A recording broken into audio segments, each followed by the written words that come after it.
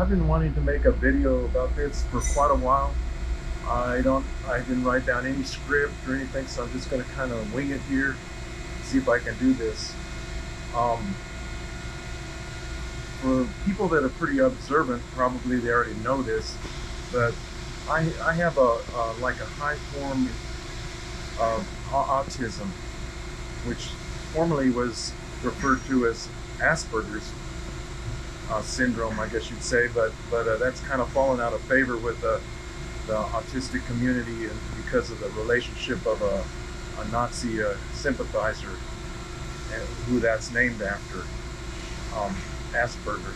But it's sort of, I would say, like that. I would consider myself being having Asperger's, and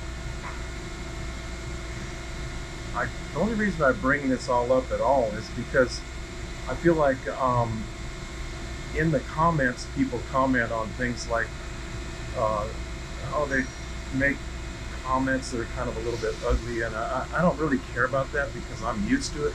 I've had to live with this issue all my life, and it doesn't really matter to me, but maybe they don't understand. And then there's other people that, like I say, that are very observant. They probably can tell just by watching the way I act and what I do.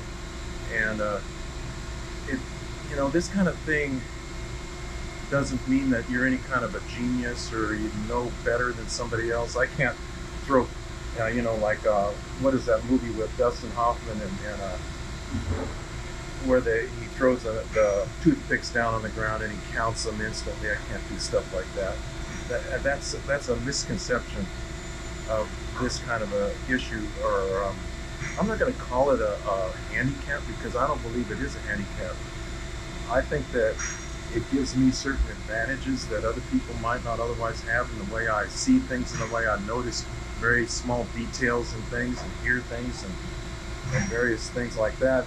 And I don't want to call it, I don't like these terms of I'm on the spectrum. I hate that term. Or neurotypical, or neurodivergent, or whatever.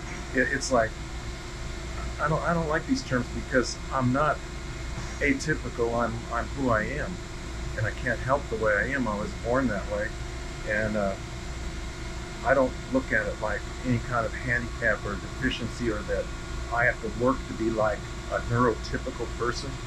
This has been pushed on me since I've been little, and I think it's a mistake. I just want to bring this up because I think that the machining profession attracts people with this kind of ability, I'll call it, like I have, and it's kind of a good job to have if you have this issue with autism, like I do, in that you pretty much get left alone, and you can concentrate on your own little things you're doing, and as long as you do an adequate job at it, if nobody really bothers you, you're not dealing, unless you're a supervisor or somebody like that, or somebody in charge, you're not dealing directly with meetings and doing things and interacting with people so much.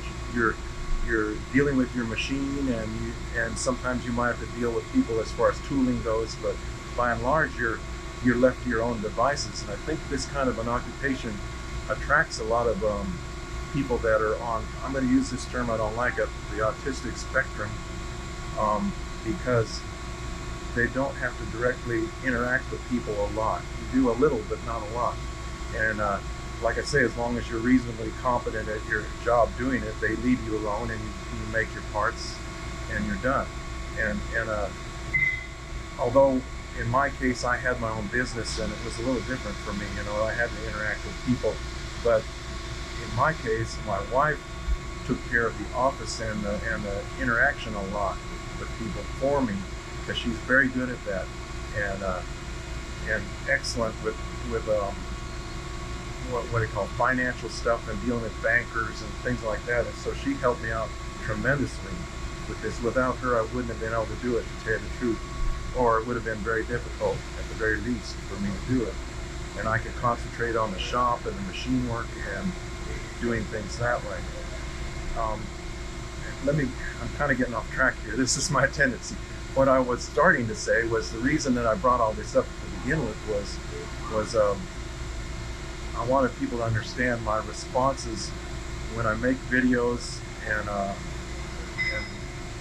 lot of times in the comments, people get comments, and I try to be very diplomatic with the comments, but sometimes I get a little bit out of whack because of some things people say, and I don't mean to do that, but I take things in a very literal manner, and I can't sometimes understand when somebody's trying to make a little bit of a sarcastic comment or this or that, and I might kind of take it offensively or something.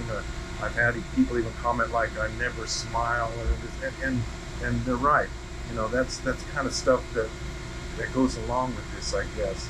It's very difficult for me to interact in the same way that, and I'm going to use another term I don't like, neurotypical people do, and I don't give back to them what they expect, and then they take it in a negative way. I've had this happen all my life. I've had people get a very negative first impression about me, like I'm arrogant, or I don't know what the hell I'm doing, or I can't, all the way from the whole spectrum, from, you know, being a narcissistic type of person all the way to a complete idiot.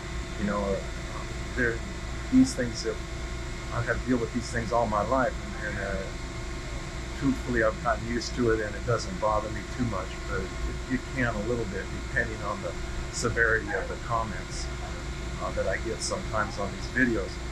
And at first, I want to retaliate back. I start writing a response to the comment, and then I look at it and I read it, and then I delete it, and I say, no, there's no use in me wasting my time with insignificant things. So it's just the way I am. I have difficulty coming up with an idea of what you might like for videos, because this issue of I don't know how I can explain it. This is a problem I have explaining. I can explain very technical things pretty good, and I think you've seen in my videos that I do that pretty well, but to explain the way I feel about something and feelings is a little bit difficult for me to do, because I can't relate to that in the same way that someone else might relate to it. I see things in very mechanically oriented pictures in my mind, and the words don't coincide with it. I can't make. I forget what I want to say a lot of times, and you can almost see that in my videos when I'm talking and I skip to different subjects, back and forth. And some people say I talk too much. Some people say I don't talk enough. You can't satisfy everybody. I know that, but I just want to explain these things. I wanted to make this video because I think there's a lot of people that are this way. I've observed it, in the machine shops I've worked in. I've observed people that have the same, I don't want to call it a disability. I kind of don't like that term, because I don't believe it is. In fact, if somebody came to me today and said, I can give you a pill, or I can give you a shot, or I can do whatever, and I can change you to the way a normal, if you want to call that normal, a normal person is, I would say, just get away from me. I don't want what you're offering me, because I don't consider myself that way. And but a lot of people that there again, I don't want to use this term, the neurotypical person, I guess you might call them, wants you for some reason to be the way they are. And I don't agree with this at all. I'm not going to try to be the way you are. I don't want to be the way you are. Not you, but you as a global person. I'm not talking about you like I'm talking to the person watching this video right now, but I'm just saying, as a global statement, I don't want to be any different than I am, because I'm satisfied with the way I am. And why should I change to be what you think I should be? This is a misunderstanding. There's a lot of misunderstandings about autism in general, that you should be this savant genius, and be able to do certain things with, like mathematical calculations, or count things, or give the dates of, the days of the week of the day. And some people can do that, you know, uh, but I think the vast majority of people are pretty normal in, there's that term again, normal. They're pretty much the same as everybody else in their intelligence level, or their IQ, if you want to even use that as a measurement, because that doesn't even apply, because I can't take an IQ test and come out where I have reasonable intelligence. I don't think. I don't even remember taking an IQ test before, but I don't think I could do that, because I can't. It takes me a lot of time to understand the questions and then formulate the answers in writing and everything. I can't. I could do it, but it takes me time, and I'd run out of time on the test, and they'd say, you just, I don't have a high IQ, I guess, or something, and I don't really care about that. I don't want these systems, or these governments, or these whatevers, these schools or whatever, to tell me one way or the other. In fact, I've never been diagnosed with autism, but I know that I am that way because I have all the traits that are associated with it, and I don't care to have a doctor tell me and give me a paper that says this is the way I am. It doesn't matter to me. I don't even want it. I don't want to change myself. I don't want that. I don't want people to treat me any different than a normal person because of my deficiencies. I'll work on them, and I'll make it work with the rest of society like I have up to this point. I just turned 67 years old on July 1st, and I, it hasn't been the easiest thing in the world for me, because I'm very nervous about doing certain things in society, I'll say. Like, I have a doctor's appointment in 3 days to go to this physical therapy for my arm injury that I got in an auto accident, my truck accident. And this kind of thing makes me very nervous for some reason. And even though I've been to the doctor and whatever many times, it just doesn't seem to change. That I got to look at the location. I got to know the location exactly. I got to track it down on the satellite image, know exactly where I'm going, make sure I'm there on time and everything. And then I'm concerned about what kind of paperwork, what I got to fill out.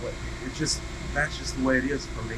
And I don't want anybody to feel like they got to give me special treatment for it. I just got to deal with it.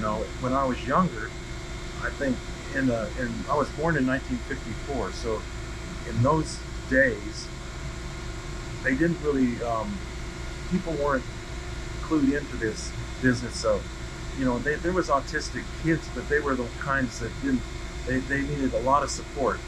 And there are a big spectrum of autistic people. They're the kind that need a lot of support because they can't communicate at all, or they banging their head against the wall or whatever, and certain things bother them a lot. And then there's all the way to sort of about where I am, where certain things do bother me, but not as much as them, and I can kind of take care of myself for 99 and 9/10% of the time. I can take care of everything I need. It's just that little 1/10% that sometimes causes me problems. I have, in my lifetime, had about 4 different seizure-like things, which I don't even know how to describe them. I've had MRIs, I've had doctors, neurologists, this and that, look at all this, and they can't explain it. And my sisters have these as well. She's described them, and it feels like you're going to physically die in the middle of a seizure, but it's kind of like you've got to the point where you've just reached the maximum of what you can take, and then all of a sudden you just can't control it. One of them, I was over here at the shop, over there at the horizontal mill, and I actually had to call 911. I couldn't get anybody on the phone that I knew. Like, why don't people answer their phones half the time nowadays? That kind of irritates me. But anyway, so I can't get anybody on the phone, so I have to dial 911 myself in the middle of having this seizure thing, which I barely could do because it's kind of like, man, that's difficult. And then to talk to somebody on and they want all your information. And it's like, can't you just, I'm at this location, just send the damn ambulance right now and pick me up, because I don't know, I feel like I'm gonna die. I have a seizure. I mean, it's that bad. And it's happened to me only about 4 times that bad. Now I can get sometimes where I feel this rise coming up, and I got to push it back. I tell them push it back, and sometimes I can push it back, and after a few minutes I'm all right. I just got to relax and take it easy. But and those are the worst parts of it. Normally I can't. You wouldn't be able to tell normally, probably because I can kind of, well, they use this term, mask it, and normally people may not realize that, because after 67 years of doing it, you can kind of know what people expect to see. It takes a real effort for me to just walk through, and I have to think about things like saying good morning to people, and shaking their hand. Well, before COVID, you could shake hands, right? Now, and do various things like that. I had to think about all these things in terms of business, because you have to do it, and you have to socialize somewhat, with people in order to do the business of the shop that I have. And like I say, the only reason I even bring all this up, I wouldn't say anything except that I want people to understand more the way I am, and when we interact with each other on YouTube videos and comments, that and I don't want you to give me a break or anything like, oh, I feel sorry for him and I can't. No, you can say what you want, but I just want you to understand that I might respond in a certain way that I don't mean to be rude or anything, but sometimes I do that, and I have done that in particular with a few people, and I kind of regretted it, because I didn't. It doesn't connect with me. I just want you to understand that sometimes I read stuff and I take it totally the wrong way, and particularly when I'm talking, I say, well, I'm thinking one thing, but I'm saying another thing, and then after I say it, these people kind of respond like, oh, and I'm like, what did I say? Because I didn't say the same thing I was thinking sometimes, or I don't hear what they're saying correctly, and I have to ask people to repeat things quite a bit. And it's not that I don't hear them, it's that I just don't understand the words. Saying, I don't know, I can't really put it any other way than that.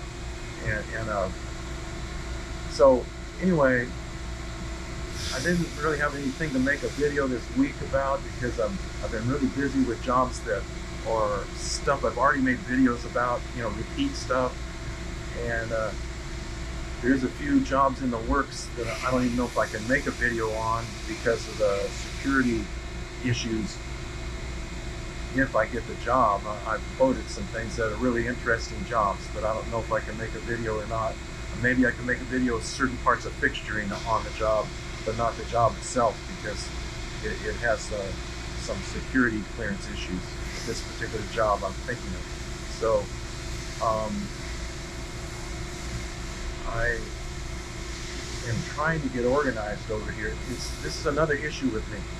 And I've had people even make comments like, oh, your shop's a mess, your area's a mess, you don't maintain your stuff, and I have a little difficulty focusing on this stuff, and so I don't want to make comments back to people.